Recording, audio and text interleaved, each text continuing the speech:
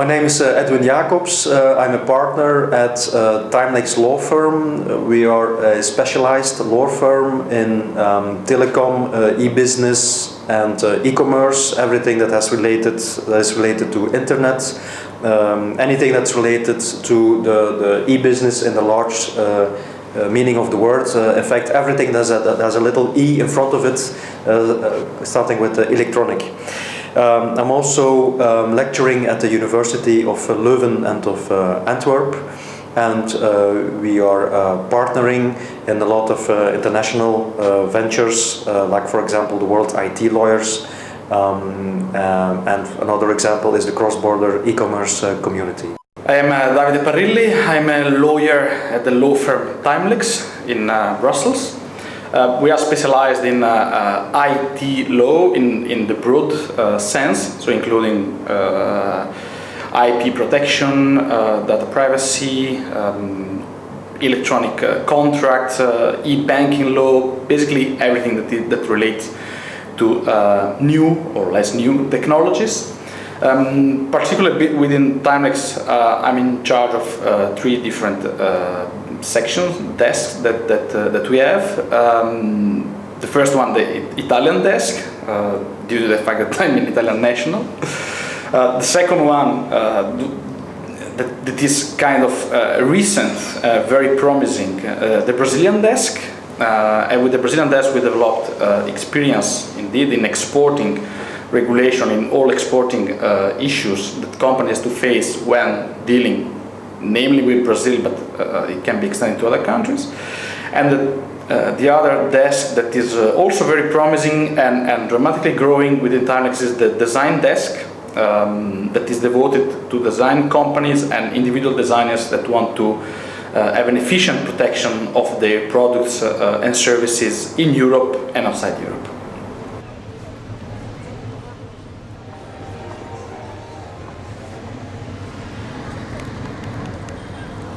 Till now, VAT is not 100% harmonized. There are several differences between member states as regards the rate, the taxation rate, and even as regard the more fundamental aspects of taxation.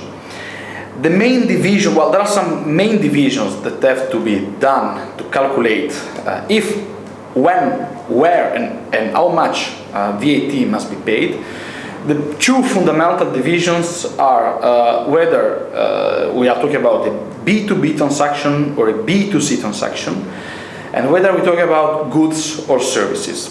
When a transaction has to be done, it is extremely important to assess where the customer in B2B or B2C is located, whether the VAT of the customers or the VAT of the seller's country has to be calculated and in the invoice, which kind of service or good is actually traded, and another important thing is to carefully assess if there are some reforms going on.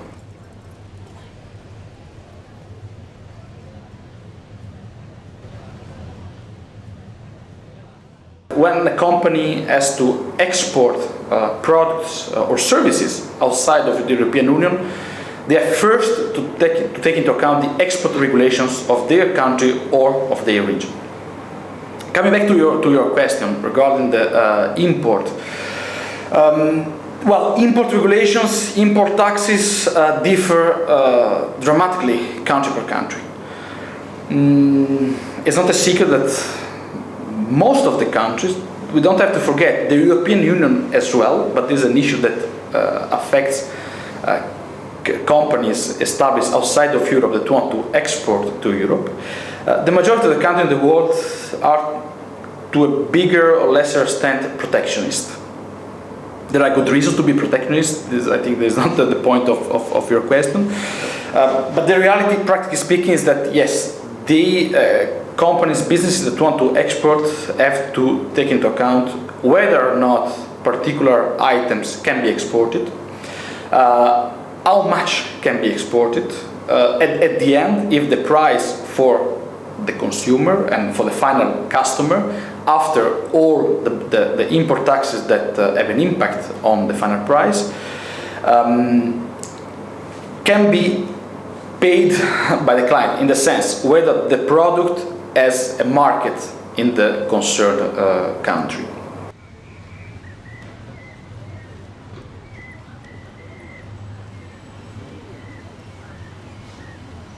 What we see is a trend towards more harmonization and also more consumer protection in several fields that are relevant for e-commerce. So I shall give three examples of those fields. The first one is the Consumer Rights Directive.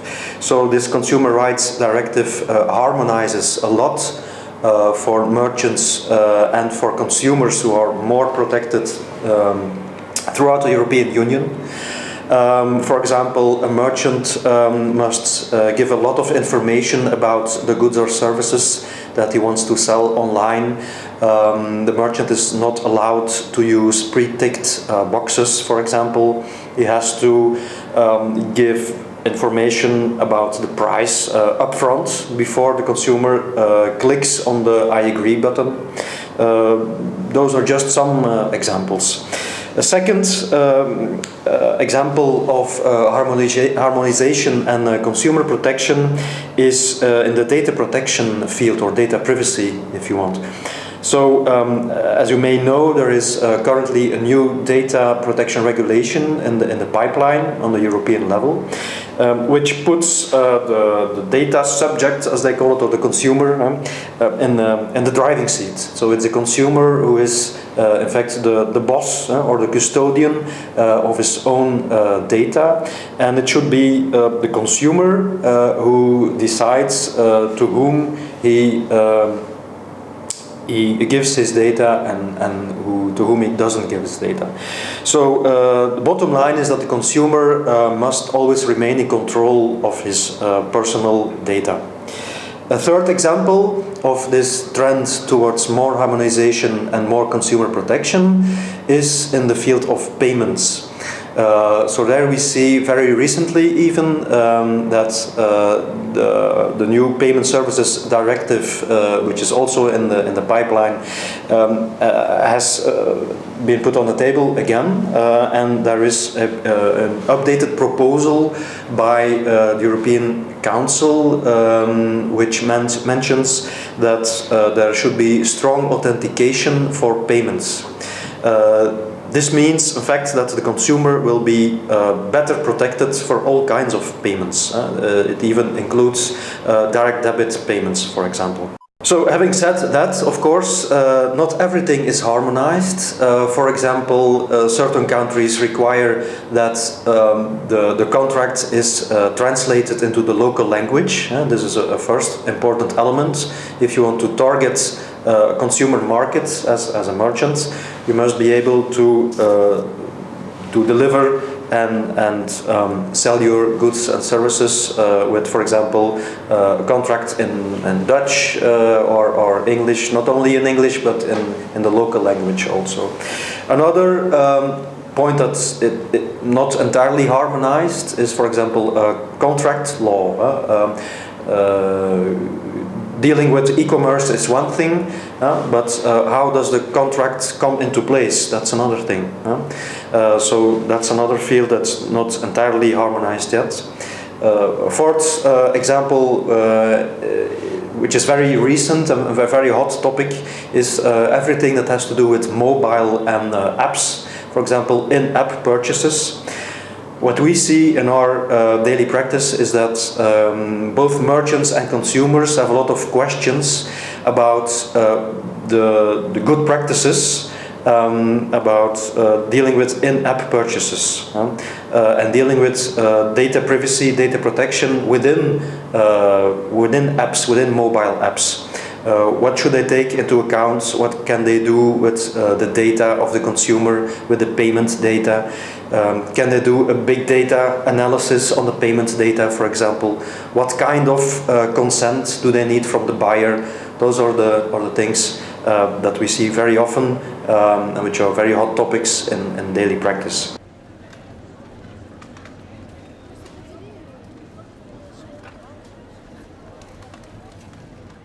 There is a lot of information that can be found on the website of the European Commission, which is a very good and comprehensive website. They also have a dedicated website to consumer rights. Another good website is the website of CBEC, Cross-Border E-Commerce Community. This is a website that acts, in fact, as a information hub for merchants that want to get involved into e-commerce, and there they can download country reports that are dedicated to specific countries, and where they can find information, up-to-date information about e-commerce, about logistics, the tax and regulations, law and legislation, fraud and fraud prevention, etc.